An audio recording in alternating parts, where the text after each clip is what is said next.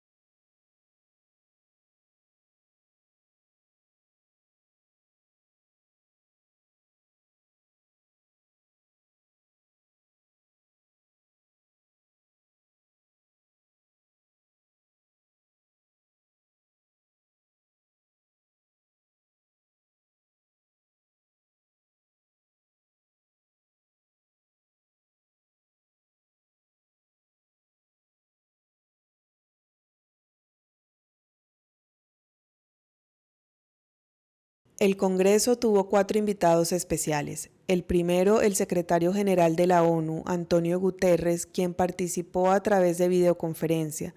En su discurso dijo que admiraba a la comunidad sorda y a la lengua de señas, gracias al apoyo que se ha gestado luego de la aprobación de la Convención de las Naciones Unidas por los Derechos de las Personas con Discapacidad. Recientemente, en el 2017, se decretó oficialmente el Día Internacional de las Lenguas de Señas.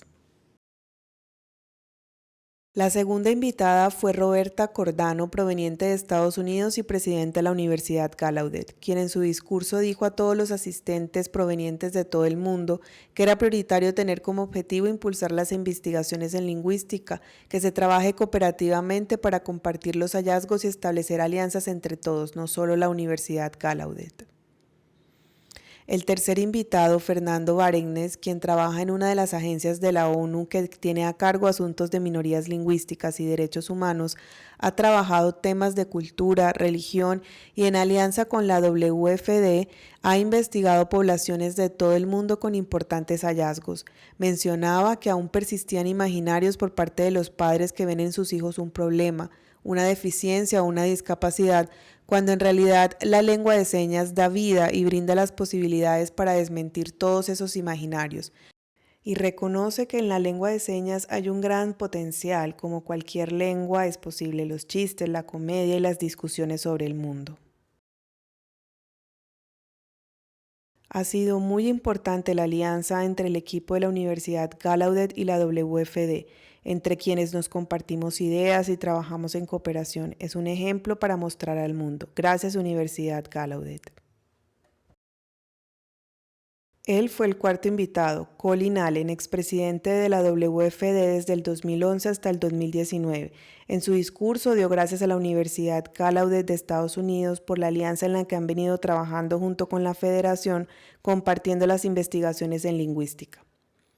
En segundo lugar, habló de la gestión de llevar hasta la ONU la propuesta para reconocer oficialmente las lenguas de señas. El reconocimiento se dio el 19 de diciembre del 2017. Tras insistentes gestiones, la ONU da la aprobación y decreta el Día Internacional de las Lenguas de Señas el 23 de septiembre, el cual se empieza a conmemorar a partir del 2018. Fue escogida esta fecha precisamente por la fundación de la WFD el 21 de septiembre de 1951.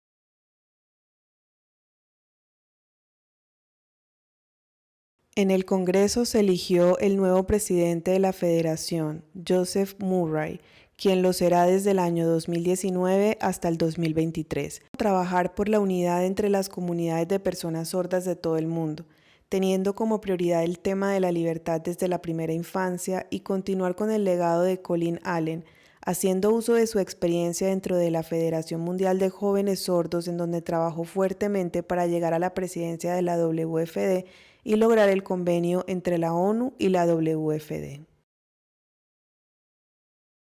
La WFD es un organismo muy importante a nivel mundial, ya que cuenta con 133 países confederados, así como también se desprende de esta la WFD Jóvenes, que asocia federaciones de jóvenes de todo el mundo que se unen para fortalecer el movimiento asociativo. Asimismo, dentro de la Unión Europea existe asociado otro organismo que es la Unión Europea de los Sordos, la que a su vez tiene una agencia de juventudes sordas. También se destaca la Unión Africana de Sordos, que desde Sudáfrica trabaja por el desarrollo de su población, así como la Universidad Gallaudet, que sigue desarrollándose, y en Brasil la Universidad Santa Catarina, en alianza con la Universidad de Hamburgo en Alemania, y sus trabajos en lingüística, así como la Sociedad de Lingüistas de Lengua de Señas, son algunas de las principales instituciones que en cabeza de la WFD han trabajado por ayudar a los movimientos sociales en todo el mundo para entablar el diálogo, haciendo uso del lenguaje, la identidad, el discurso y los objetivos por lograr cambiar instituciones y estructuras, replanteando significados intersubjetivos sobre la discriminación y subvaloración de las señas, que ha motivado la lucha de la población y que se ha encargado a la WFD para entablar las relaciones con la ONU para insistir en el cambio de imaginarios y perspectivas dominantes del realismo que perpetúa el enfoque enfoque auditivo y plantea la contraposición del enfoque sobre la lengua de señas, donde se nos deben garantizar el derecho a ella desde la niñez y durante toda la vida, así como a la educación, la accesibilidad, el trabajo, la salud, entre otros. La ONU finalmente ha aceptado y se ha comprometido a trabajar de la mano con la Federación para garantizar los derechos de las personas sordas en todo el mundo. Es de destacar el papel y liderazgo de la WFD en todos estos procesos, por la que es reconocida a nivel mundial por ejercer la incidencia política en nombre de todas las comunidades de personas sordas.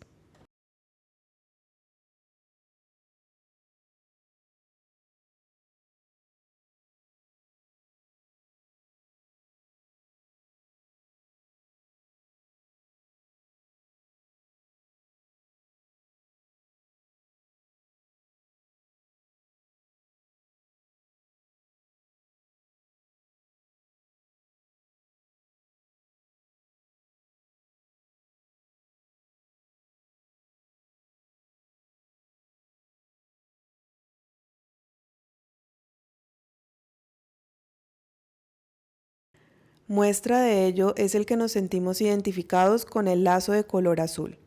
De esto se habló en el Congreso de la Federación Mundial de Sordos realizado en Australia en 1999, donde se socializó el hallazgo de una investigación en Francia, y es que desde el año 1933 los nazis en Alemania aprobaron una ley en la que las personas con discapacidad auditiva eran marcadas y señaladas con un lazo azul y eran reunidas en un mismo sitio. Desde allí las personas sordas se encontraban y notaban que compartían una identidad y el lado azul empezó a interpretarse como un símbolo de ello.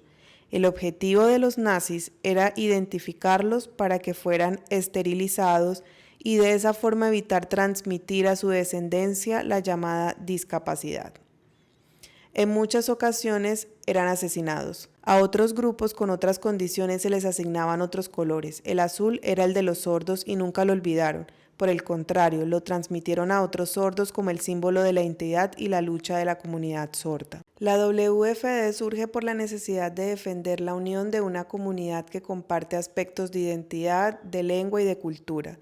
Pero para saber cómo se llegó a este punto se debe revisar hacia atrás, cuáles han sido las causas y nociones que han contribuido.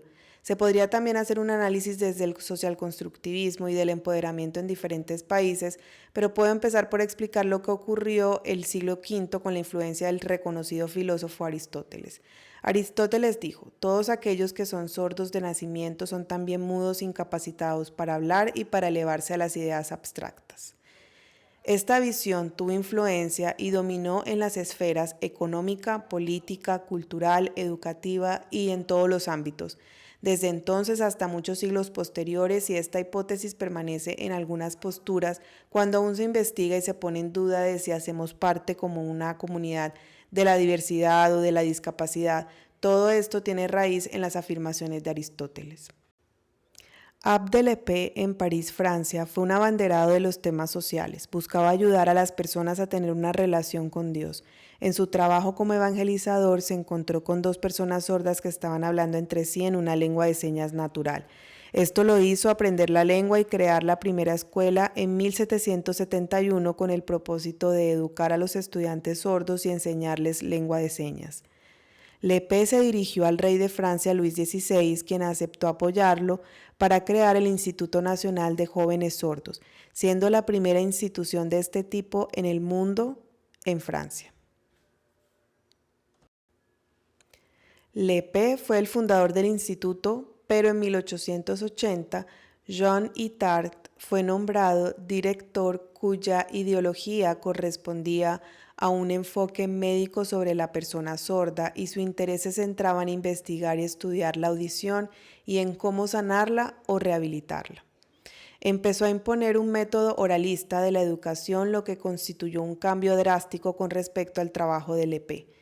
Itard no solo estudiaba los métodos sobre los sordos, sino sobre la discapacidad física, la movilidad, la ceguera, dirigiendo investigaciones sobre cómo sanarlos.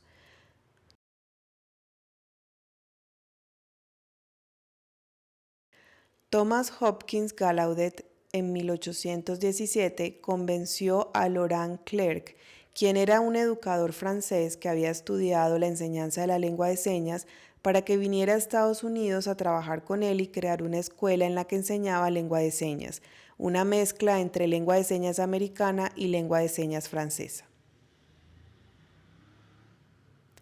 En 1864, Edward Miner, quien era hijo de Gallaudet con su esposa sorda, tenía la experiencia de trabajar con Clerc y tenía muy arraigado el sentido de cultura y de la lengua de señas.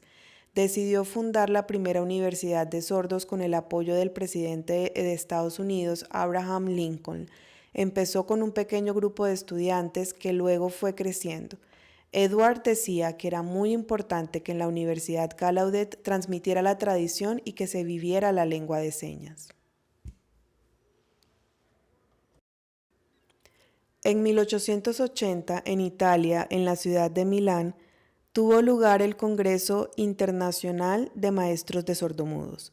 Al evento asistieron Gallaudet, su hijo Ed Miner y Clerc, para participar del debate, ya que estaban proponiendo en Europa descartar la lengua de señas e imponer la oralización como método efectivo para el desarrollo. Oralismo puro le llamaban, ya que argumentaban que la lengua de señas no permitía la conceptualización. Se discutió el tema, pero terminó por ganar el método oralista, que trascendió en el mundo entero con la prohibición de las lenguas de señas y la imposición del oralismo. Así fue en Francia y el resto de Europa, pero no en Estados Unidos, desde donde se siguió trabajando la lengua de señas. Colombia recibió influencia de Francia con la creación del Colegio Nuestra Señora de la Sabiduría en 1924, que empezó a formar desde la ideología oralista. Lo mismo ocurrió con la influencia desde España con el Colegio de Ciegos y Sordos aquí en Medellín en 1925, con esta misma ideología impuesta. Para quienes se graduaban de los colegios, les tocaba reunirse a escondidas para poder usar la lengua de señas. Al igual que tiempo atrás, cuando estaban en los colegios, solo la podían usar de forma oculta, en la oscuridad. Hablaban una lengua con 3 influencias: la lengua de señas francesa, la lengua de señas española y la lengua de señas americana. Todo esto se mezclaba y era lo que se hablaba a escondidas. Fue precisamente a escondidas que fueron creándose las asociaciones de personas sordas. Cuando en un momento habían 12 asociaciones, se unieron para crear la federación. En el Encuentro Nacional de Sordos realizado en Barranquilla en 1984, donde nace FENASCOL, Henry Mejía fue el líder del movimiento para que desde FENASCOL se buscara la estrategia para cambiar la postura frente a la lengua de señas, y empezó su gestión para organizar una conferencia en la que las personas sordas de Colombia de diferentes ciudades se unieron para traer a 3 invitados internacionales. De Estados Unidos, Gilbert Delgado, profesor de la Universidad Gallaudet, el presidente de la WFD en ese entonces, Jerker Anderson, quien también había sido profesor en Gallaudet, y Félix Pinedo desde España y su Confederación Nacional de Sordos. Los 3 cooperaron para pensar en cómo se podía incidir en el contexto colombiano, evidenciando elementos del análisis social constructivista, trabajo cooperativo entre entes internacionales, sociedad civil, trabajando juntos hasta lograr la aprobación de la Ley 324 de 1996. A partir de entonces se reconoce a la lengua de señas como la primera lengua de la población sorda. En noviembre del año 1984 se realizó la primera conferencia sobre la situación de las personas sordas en Colombia. Los invitados, una parte, fueron representantes de cada una de las asociaciones de sordos, y la gran mayoría eran oyentes, entre fonoaudiólogos, profesionales, universitarios, docentes de instituciones educativas y representantes del ministerio. Los invitados especiales que realizaban las ponencias fueron: de la WFD, una persona sorda, Anderson Jerker; de la Confederación de Sordos de España, Félix Jesús Pinedo Peydró. Otro invitado de la Universidad de Gallaudet, Gilbert Delgado, oyente, quien tenía gran habilidad para comunicarse en lengua de señas americana. Otro suceso importante se presentó en 1988, como nunca antes. Fue en Washington, Estados Unidos, en la Universidad Gallaudet, cuando se vivieron las protestas del movimiento DPN por sus siglas en inglés, que significa Deaf President Now. Esto tuvo un gran impacto en el mundo, sumado al que venía ejerciendo la WFD, y despertó los movimientos sociales, las relaciones internacionales entre las comunidades. Como había mencionado antes, Edward Miner fue el presidente de la universidad. Gracias al ser hijo de una madre sorda y a su familia, tenía totalmente arraigada la lengua de señas y la comprensión de la cultura. Él decía que se debía vivir la lengua de señas, pero desde entonces todos los presidentes de la universidad habían sido oyentes. Durante los 120 años de historia de esta, la universidad ya había graduado a varias promociones de sordos profesionales, pero continuaban con la administración y el control de la universidad los oyentes. La comunidad de sordos se unió para rebelarse y manifestarse en contra de la administración. Plantearon sus desacuerdos ante el gobierno de los Estados Unidos, pero no lograban obtener ningún resultado. Decidieron seguir sumando más personas dentro de la comunidad para recibir el apoyo de egresados, de intérpretes, entre otros, sumando más de 1,000 personas en las protestas. El movimiento aceptaba el trabajo conjunto entre sordos y oyentes, pero exigían que el 51% de la junta debía ser ocupada por sordos y el 49% podían ser oyentes, pero que el presidente debía ser sordo, porque debía vivir la cultura, la experiencia plena de la lengua de señas y así tener una comprensión absoluta de esta. Las manifestaciones se extendieron por una semana hasta que lograron tener el primer presidente sordo, Irving King. Esto impactó fuertemente en el mundo y el suceso fue celebrado en el 18º Congreso de la WFD, por lo que les muestro la siguiente cita.